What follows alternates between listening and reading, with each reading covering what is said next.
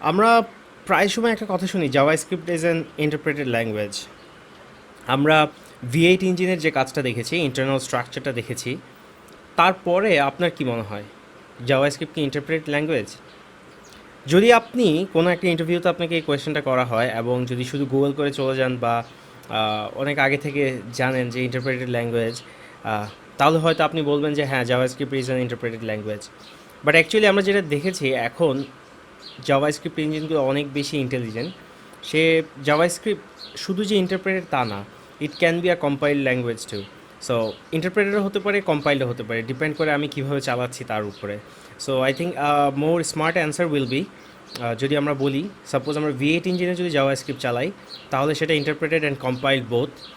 আর অন্যান্য যেমন স্পাইডার মাঙ্কিতে যদি চালাই তাহলে এটা ইন্টারপ্রেটেড ল্যাঙ্গুয়েজ বলা যায়। So it depends on the environment আমরা যেখানে রান করছি জাভাস্ক্রিপ্টকে। Thank you.